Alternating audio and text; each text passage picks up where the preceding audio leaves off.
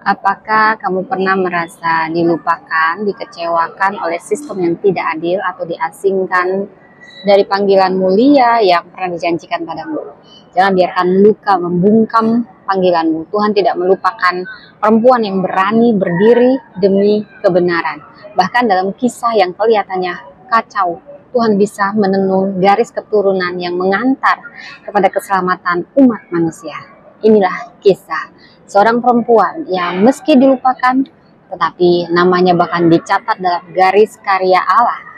Nah, namamu juga akan ada dalam rancangan Tuhan. Karena itu bangkitlah setelah mendengar kisah ini, karena suaramu penting, imanmu membuka jalan bagi generasi berikutnya. Tamar bukan hanya kisah masa lampau, dia mewakili setiap kita yang berjuang untuk didengar, dihargai, dan dihormati. Dan melalui kisah Tamar, Tuhan sedang memperlihatkan bahwa tidak ada keberanian yang sia-sia bila dilakukan dalam kebenaran. Ini adalah simbol harapan bagi semua perempuan yang memilih berdiri, bukan menyerah, bagi setiap orang yang tidak menyerah dengan keadaannya. Ada 7 teladan dari kisah Tamar dalam melawan ketidakadilan dan menjaga garis Mesias. Kejadian 38, intinya perempuan yang tampak dibungkam justru berdiri dalam garis penebusan. Pertama, teguh dalam identitas walau diperlakukan tidak adil. Kejadian 36, khususnya ayat 16, 6-11. Saudara, Tamar tidak melawan dengan amarah, tetapi dia menjaga martabatnya walau ditolak, ditelantarkan oleh khususnya keluarga Yehuda, oleh mertuanya Yehuda, dan dia tidak membiarkan ketidakadilan menentukan nilai dirinya. Saudara, dari sini kita belajar banyak mungkin dari kita yang mengalami penolakan baik dalam keluarga, pekerjaan, atau pelayanan, dan kisah Tamar ini mengajarkan kita bahwa integritas dan harga diri tidak ditentukan oleh perlakuan manusia, tetapi kesadaran siapa kita di hadapan Tuhan. Saudara, keadilan Tuhan tidak pernah tertidur, bahkan ketika dunia membiarkanmu terbungkam. Dari kisah Tamar kita belajar yang kedua, berani melawan sistem yang tidak adil dengan hikmat. Dari Kejadian 38 ayat 14-19 khususnya, Tamar tidak menyerang sistem patriarkis secara frontal, melainkan bertindak dengan strategi. Dan inilah yang membungkam kejaliman. Dia bertindak bukan untuk balas dendam, tapi semata-mata demi keadilan. Saudara, siapapun kita yang dipanggil, kita semua dipanggil bukan jadi korban, tapi agen perubahan, membongkar ketimpangan dengan cara yang benar. Keberanian didasarkan pada kebenaran, percayalah, ini kekuatan rohani. Saudara, ketaatan pada Allah kadang memang mengharuskan kita bertindak melawan arus, bukan melawan kasih. Dan yang ketiga kita belajar setia menjaga tujuan ilahi dalam hidup kita. Dari ayat 30, Kejadian 38 ayat 8 dan 14. Di sini Tamar tidak hanya memperjuangkan hak pribadi, tetapi secara tidak sadar dia mempertahankan garis Mesias. Tuhan memakai kesetiaannya kepada adat Levirat sebagai sarana pemeliharaan garis penebusan. Saudara, mungkin banyak kita yang tidak mengerti sepenuhnya mengapa kita harus setia dalam situasi sulit. Tapi seperti Tamar, kesetiaan kita akan jadi bagian dari kisah besar yang Allah nyatakan untuk melampaui hidup kita sendiri. Jadi ketaatan ini akan berdampak pada keselamatan generasi berikutnya. Yang keempat, kita belajar dari Tamar menyuarakan kebenaran tanpa kekerasan. Dari Kejadian 38 ayat 25-26, Tamar tidak menyerang Yehuda saat dituduh. Dia hanya menunjukkan bukti. Reaksinya sangat tenang, menunjukkan kekuatan seorang perempuan dalam kesenyapan yang mengandung kebenaran. Dalam dunia yang keras ini, saudara, suara kebenaran tidak harus selalu lantang, tapi berupa kesaksian yang jujur dan tenang yang bisa menggugah pertobatan orang lain. Suara kita yang berdiri dalam kebenaran adalah suara yang akan paling didengar surga.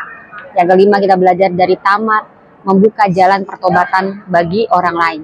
Dari Kejadian 38 ayat 26 khususnya, reaksi Yehuda adalah titik balik hidupnya. Transformasi dalam hidup Yehuda, Tamar jadi alat Tuhan, menyadarkan kesalahannya, bukan dengan debat, tapi dengan kebenaran yang tak terbantahkan. Dari sini kita tahu Tuhan dapat memakai hidup siapa saja, terutama hidup kita, kesetiaan kita untuk mengubahkan hati orang yang paling keras sekalipun. Perempuan dan kita semua dipanggil jadi terang dan teladan memimpin kepada pertobatan. Jadi kesucian hidup kita bisa menjadi cermin pertobatan bagi dunia sekitar kita. Dan yang keenam, kisah ini memberi kita teladan menjaga warisan dan generasi Mesias. Kejadian 38 ayat 29, Rut 4 ayat 18, Matius 1 ayat 3. Di mana kita tahu anak Tamar Peres, dialah yang tercatat dalam silsilah Daud dan Yesus. Ini menunjukkan bahwa Allah mempercayakan sejarah penebusan melalui rahim seorang perempuan yang tidak dianggap. Dari sini kita belajar, siapapun kita dipanggil untuk menjaga warisan rohani keluarga. Bukan hanya secara biologis, tapi juga pengasuhan iman, doa, dan keteladanan. Allah mempercayakan masa depan kerajaannya dalam tangan orang-orang yang setia. Dan dari kisah Tamar kita belajar yang ketujuh, teladan mewakili suara perempuan yang dipulihkan dan diakui Allah. Dari Kejadian 38 ayat 26 sampai 30 khususnya kita tahu Tamar meski awalnya dipinggirkan, akhirnya diakui. Dia dikatakan lebih benar daripada Yehuda dan diabadikan dalam silsilah Kristus. Saudara, tidak peduli seberapa jauh dunia mencoba menyingkirkanmu, bila engkau berjalan dalam kebenaran, Tuhan sendiri yang akan menempatkanmu kembali dalam garis kehormatan. Pemulihan Allah lebih besar dari stigma dunia. Yang penting bukan bagaimana mereka memandangmu, tapi bagaimana Tuhan menempatkanmu. Tamar bukan hanya kisah seorang tokoh Alkitab, dia adalah simbol harapan, kekuatan, dan keberanian setiap orang dalam segala generasi. Dia tidak duduk dalam luka, tetapi berdiri dalam warisan. Kisahnya mengajak setiap kita percaya bahwa ketidakadilan bukan akhir cerita. Tuhan bekerja, bahkan dalam jalur yang tersembunyi. Dan dia setia mengangkat setiap orang yang setia menjaga kebenarannya. Amin. Dari sikap Tamar ada juga yang harus kita waspadai. Tamar bukan perempuan sempurna. Dalam ketidaksempurnaannya, Tuhan mengajar kita untuk hidup lebih bijaksana dan tulus. Dari Kejadian 38, dia bisa dikatakan bertindak di luar batas tanpa mencari hikmat Allah lebih dulu. Dia dikabarkan, ketika dikabarkan kepada Tamar, dia lalu menutupi mukanya seperti perempuan sundal.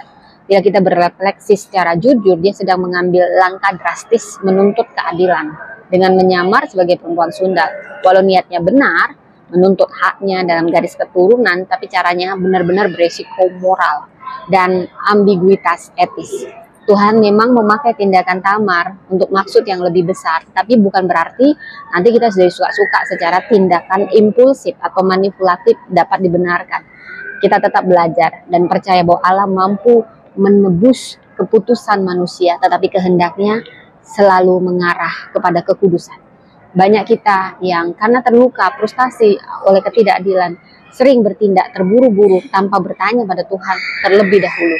Keinginan untuk cepat menyelesaikan masalah justru kadang membuat kita melangkah di luar batas yang bijak.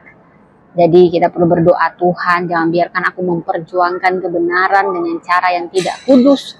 Ajarlah aku menunggu dan bertindak dengan hikmat. Dan yang kedua yang perlu diwaspadai, jangan mengandalkan strategi diri sendiri, tetapi bergantunglah pada penyertaan Tuhan, penyertaan ilahi. Dari Kejadian 38 khususnya ayat 14-16, dia menanggalkan pakaian jandanya lalu duduk di pintu Geras.